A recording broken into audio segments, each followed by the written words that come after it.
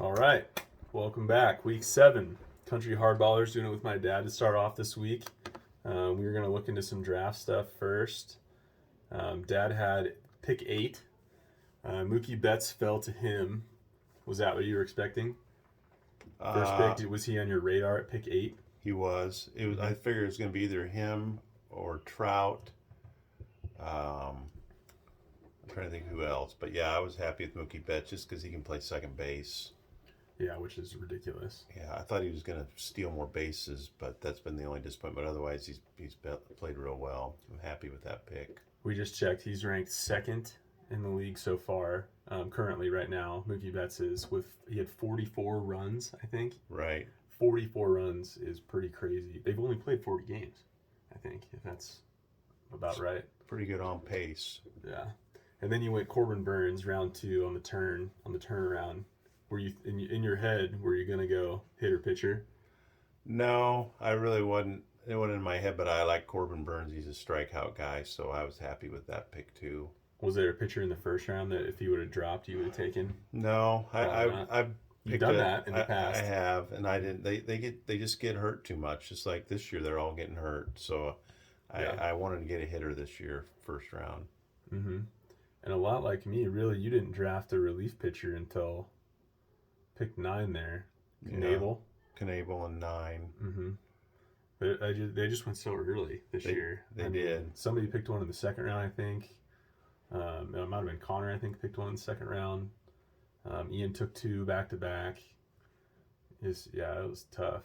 So Dad went Mookie, Corbin Burns, Pete Alonso's having a pretty good year. Yeah. Really good year. Castellanos is doing okay, and then Freddie Peralta just went down. Hurt. For a while. And Buxton's been really good too. I was talking to him before we did this. I had the choice in that round of Buxton or Mondesi. And little old me went Mondesi, and that was a mistake because he's already done for the year. But Buxton has had a really good year. He's missed some time. Yeah, and he's not stealing bases. Neither him or Mookie Betts, I guess they figure they're too valuable to the team, so they're not running, which is kind of disappointing because I was hoping maybe he'd steal a few bases, him and Betts, and neither one is. But otherwise, they're both hitting. They're filling the other 5 categories. Yeah, and you're getting a lot of bombs. Mookie's hit, I think, 12, it said. Pete Alonso, I know, is up there. He's probably 10 or 12. He's hit several. Buxton's has like 8 or 9, I bet. But out of these players, I was asking him earlier, who could you have back? Who would you take back that you're looking now? You're like, I shouldn't have done that. Yeah, I mean, looking at it right now, I'm pretty happy with my top picks. It's the middle rounds where I really the guys aren't panning out. Mitch Garver got hurt. Franmil Reyes has been a bust. Chad Green's got Tommy John. Hyun-Jin Ryu, he's been a bust. Adam Duvall, bust. Dropped him, I think. Yeah, I've dropped a lot of those guys. Ryu, Reyes. So my top picks I've been happy with, but those, rounds 10 through 15, 10 through 16, they've been all disappointing. Yeah. So that's kind of been the weakness, is those middle picks. And then I got my last picks. I'm looking at those guys. Every one of those guys, rounds 18 through 22, I've dropped every one of them. So none of those guys are still on my team. I guess the 22nd pick, that guy's been hurt, but Karen check. But the rest of them, I've dropped them all. So I've had a lot of turnover. Maybe you want to do a little bit more research. Yeah. I need to quit focusing on the top 5 rounds and dig a little deeper because, they've all been busts. Yeah. All right, let's go to current team since you've lost a lot of guys already. Ooh, MJ Melendez. How recent was that? It was before Salvi got hurt. I saw him play that first game, and I just thought he looked like a good player. Has good, plate discipline. Wasn't chasing. So I like him, and he's hit 3 or 4 home runs already. He's been hot the last week or so. Yeah, so I've been happy with him. And I even though they aren't any good, having a Royal on your team's kind of fun. It is. I always have to have one. Your dad's looking pretty decent up top, but not a lot of boppers, I would say. Mookie's hit a lot for him, which is good. So he's got Melendez, Alonso, Mookie Betts, Anthony Rendon, J.P. Crawford, who I like a lot. That guy's a scrappy guy who he can hit. He's got a lot of hits, probably not a lot of home runs, but No, few. He hasn't been disappointing. yeah. Winker, Buxton, Castellanos, Harrison, Bader, and no bench guys up top, which is obviously probably most of our goals to kind of. I mean, one up top is fine and probably good too, but yeah. Yeah, I mean, it just so Harrison Bader. I mean, my biggest weakness offensively, honestly, it hasn't been home runs. I've been hitting enough home runs. It's been I have zero guys stealing bases. So Yeah. Harrison Bader has stolen some bases. So I picked him up. Anybody wants to trade, I would be. They got a lot of extra speed. I would be willing to trade for some speed. But so I picked up Harrison Bader because he's stolen some bases lately. I didn't like him because he picked up Bobby Witt Jr.'s home run ball, first home run, and he threw it into the stands. Bader did? Yeah, Oh, I didn't know in that. Kauffman Stadium. So it's like I can't stand that guy. But then I thought to myself, if Andrew Benintendi would have picked up one of the Cardinals rookies home run You ball, would've been like, yeah. I would have been like, yeah, I like that Yeah. guy. So I guess I decided I'll take him for a while. I hope he can steal a few bags for me. But yeah, I'd be interested in some speed. If anybody likes any of my hitters or pitchers, I would be interested in a trade for somebody that could steal a few bases. Mm-hmm. Yeah, and Winker you picked up off the wire. Somebody dropped him early, I remember. Yeah, he really hasn't heated up, but I just like him. When he's in the box, he just looks like a hitter to me, but he really hasn't hit yet. So I'm hoping that I didn't know he hits one for Seattle. sometimes, Okay. not all the time, but yeah, I'm hoping that he'll heat up. Mm-hmm. Yeah, I like the lineup. The JP Crawford guy. I've seen him play a couple times so far this year. I like him a lot. He's a really good player. Then going down to pitching here, one guy that I was trying to draft late was Patrick Sandoval. That was a good pickup. But you got a lot of guys. Freddie Peralta just went down. Kettridge. I don't know how to say it. Yeah, he's down. hurt. Yeah, Mm-hmm. I got some injuries in the pitching staff. I have been happy with. Corbin Burns has been good, but Patrick Sandoval's been a real surprise. Mm-hmm. He's been real good. He was a guy I liked. And then my relievers, other than Corey Knebel and Andrew Kittredge, they've pretty much all turned over from the beginning of the year. I guess I just picked the wrong guys because none of them were getting any saves or holds. So I basically just tried to chase in holds all year, and I guess I know I'm not alone in that. Everybody's kind of looking for holds because they're kind of fickle. Yeah, and so saves is probably the thing you lose the most up there, or on the pitching side of things. Yeah, because I got probably fewer starters than most teams, so I got several guys that can get holds. Just really two guys that can get.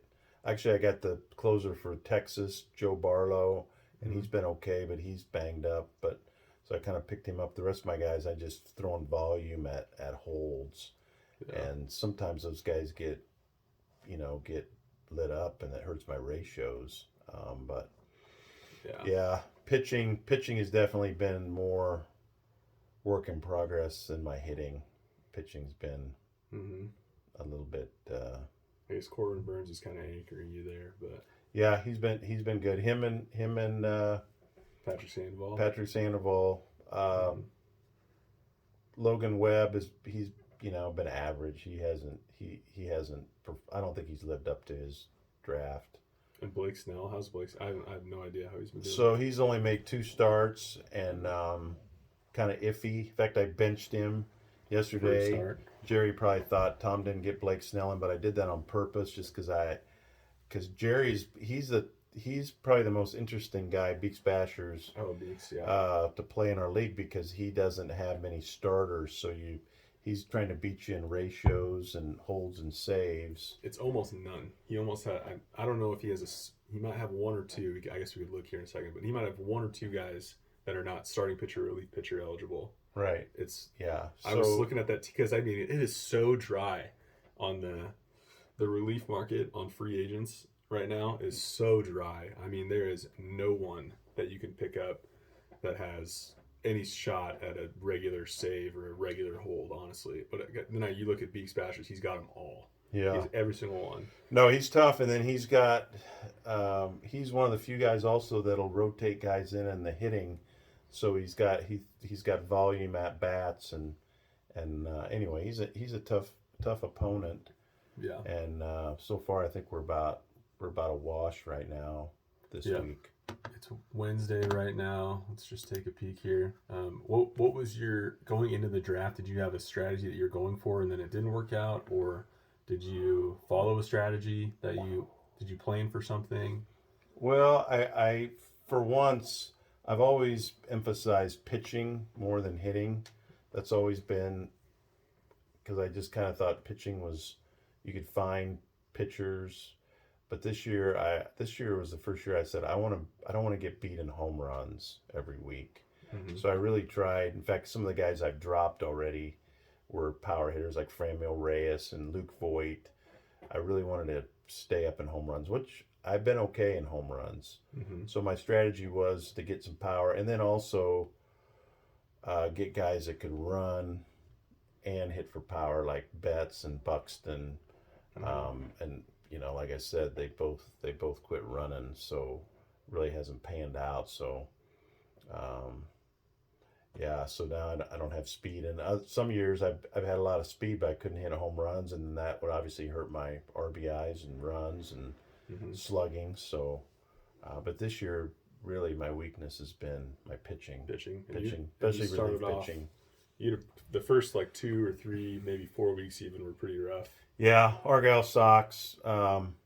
Mike, he said that I beat him first week of the season every year. Well, this year he took revenge. I think he beat me 11-1 or 10-0-1, something like that. I'm sure he knows. I'm sure you know Mike, but no, he'll give you the stats back to 04. Yeah, I mean he, and I should have sent him a message, nice game, but I guess I was pouting Salty. too much. So it's tough to dig out of that. I mean, you go 1-11 first week, it's tough to get, but slowly but surely I'm, getting my team a little bit better and playing better. So It's Thursday right now, and that you guys are tied. Dad and Beaks Bashers are tied 6-6 right now. Kind of just a little weakness, a little bit on the offensive side. 4 home runs to 1. You're winning 4-1. I mean, that four is not terrible, but it's not, nothing crazy going on yet. Either way, wow, a lot of look at Beaks, like we were just talking about. He already has 2 wins, 3 saves, and 2 holds. Yeah, and it's Wednesday. Yeah, so his pretty impressive. He's a tough matchup, or an interesting matchup. He's different than every other team. Mm-hmm. He's probably the most unconventional team out there, and he almost always employs that strategy. I don't know if there's been a year that he didn't do that. So if you want a reliever, you better get him early because he's gonna, like Devin Williams. Took him I think the 4th round.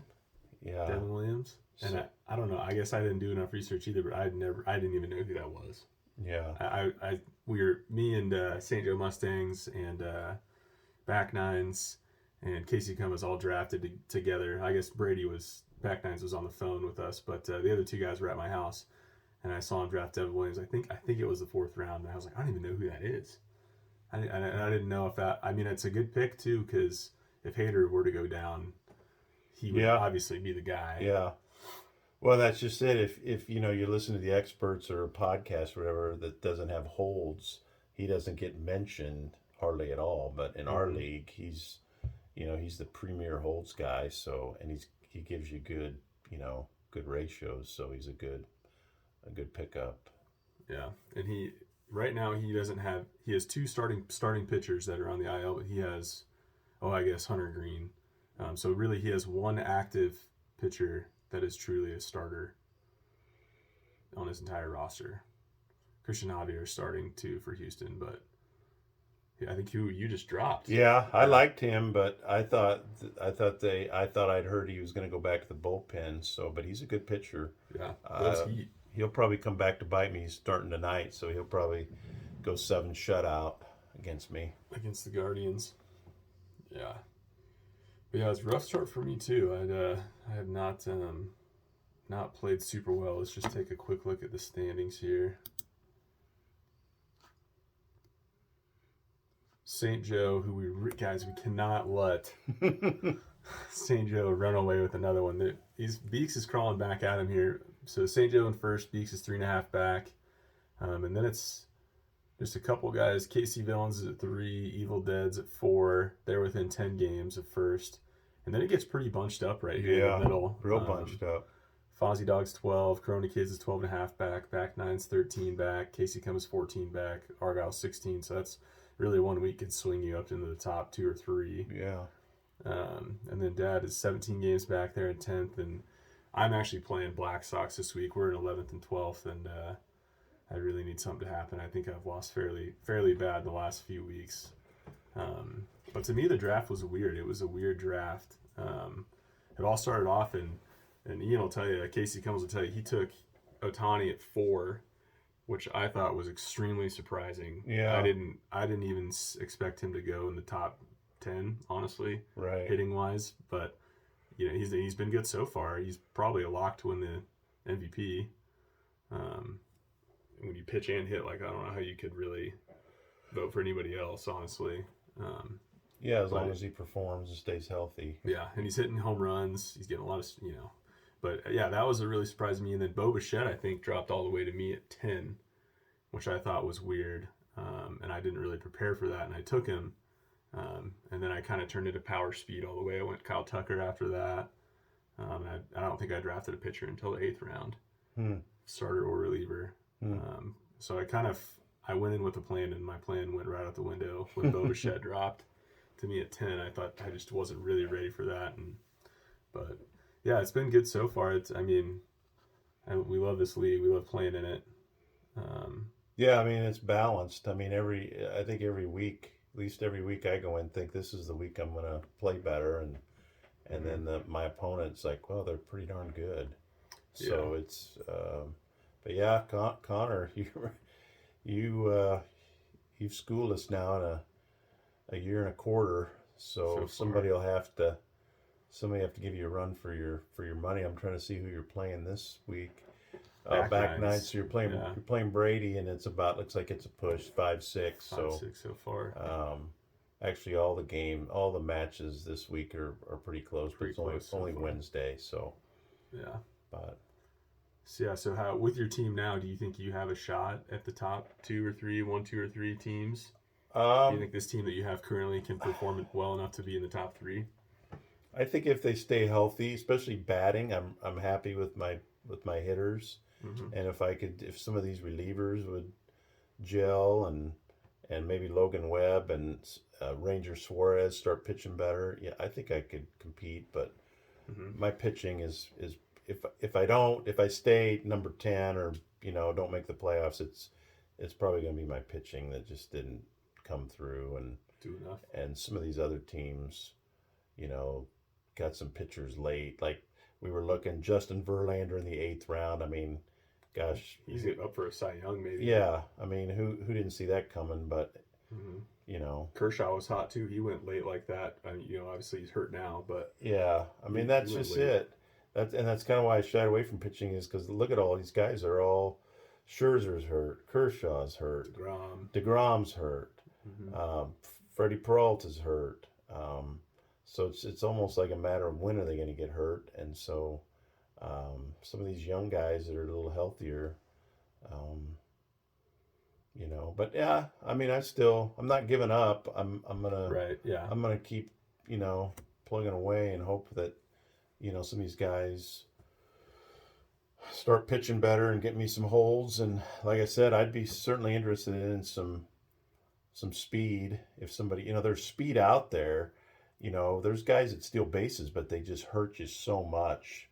Yeah. Every other, that shortstop for Baltimore, he's got 9 or 10 steals, but his on base is like 200. Yeah. So he just kills you in every other category. So it's tough. And yeah, so steals are tough. That I went a lot of steals. That my draft just went so much different than I thought it was going to go. And I got guys like Kyle Tucker and Bo Bichette still in a few. I just got a couple. I got a lot of guys actually that's still in some bases. I think I was first or second in stolen bases. Ozzie Albies is supposed to steal a few. I picked up Miles Straw, a guy I wanted to draft, And then somebody went down. I picked up Miles Straw. He gets a lot of stolen base hits, lead off for the Guardians. Whit Merrifield has been getting a few. But look at all these guys going down just in the past week or two for me. Renfroe, Josh Donaldson, Salvador Perez, Jesus Luzardo all went down in the past probably week and a half. Yeah. It's just been rough so far. Yeah, I mean, that's injuries part of baseball, I know, but yeah, it's tough. Now you're playing without a catcher too. Well, that's because Salvi went down, Mm-hmm. and I just figured, there's really not anybody catching wise that I don't think is really worth having. Mm-hmm.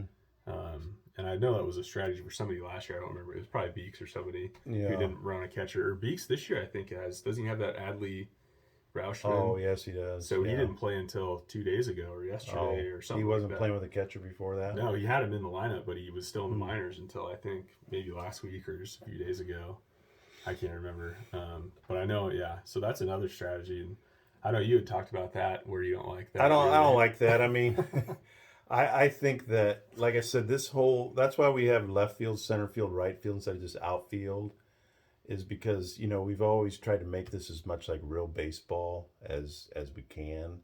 Mm-hmm. And I mean, in real baseball, you have to have a catcher. Yeah. So, I mean, one of the things we could look at is try to make more of our stats, especially in the offensive side. I guess only 2 of them aren't counting stats, but we could have slugging turn into total bases. Basically, it's the same stat, just one's counting and one's a percentage or ratio. Mm-hmm. So then it wouldn't penalize you too much for having a catcher because maybe he'd score a run or so. But yeah, I've seen other leagues too that they make you play 2.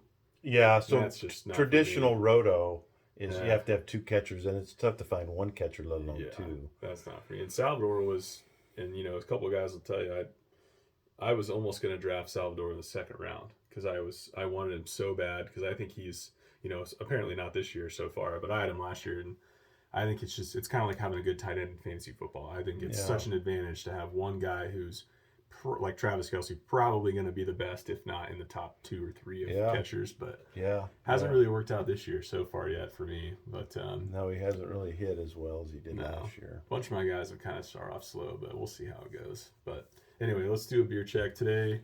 So my dad recently retired just last week. This is his first week of retirement.